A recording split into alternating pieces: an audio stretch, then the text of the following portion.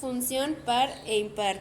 Es aquella que satisface la condición f de x igual a f de menos x. De manera gráfica se caracterizan por ser simétricas respecto al eje y.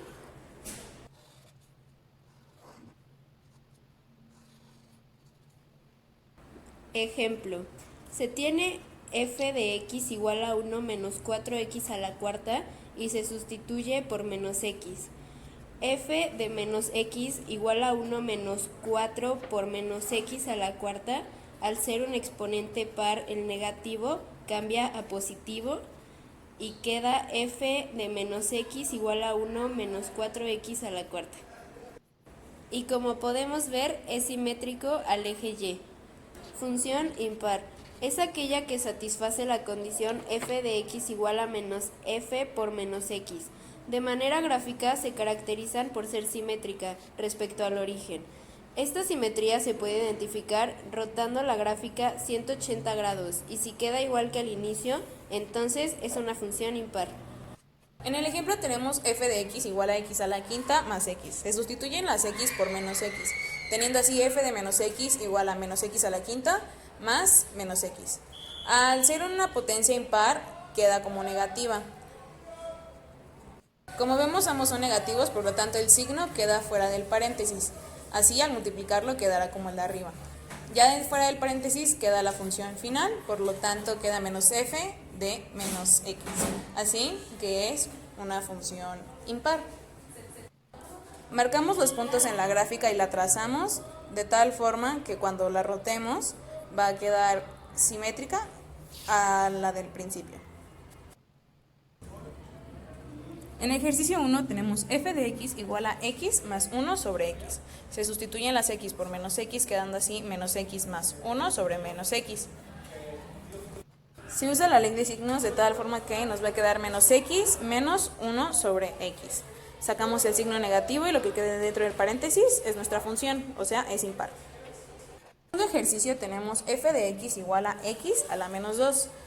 De la ley de signos dice que al ser un exponente negativo debe de pasarse a fracción, de tal forma que queda f de menos x igual a 1 sobre menos x al cuadrado.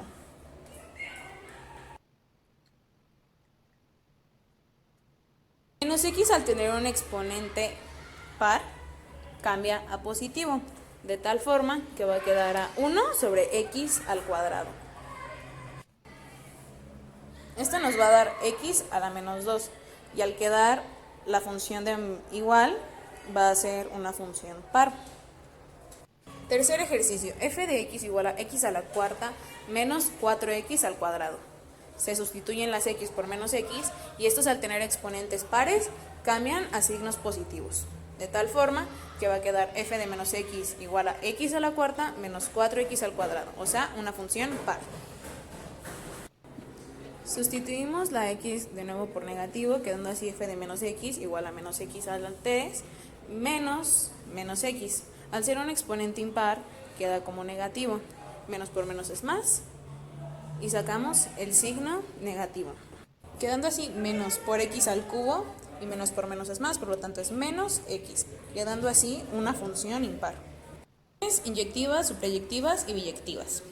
Una función inyectiva es inyectiva si y solo si f de x1 es diferente a f de x2. Para demostrarlo en la gráfica se marca f de x1 y f de x2 para comprobar que no coinciden en ningún momento. Si llega a ser así, significa que no es una función inyectiva.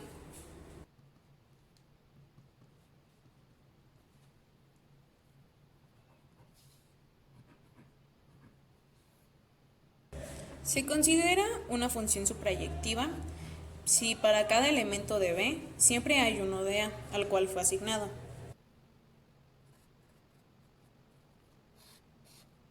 También se considera suprayectiva ya que el codominio siempre va de infinito a menos infinito, es decir, la parte de Y nunca termina.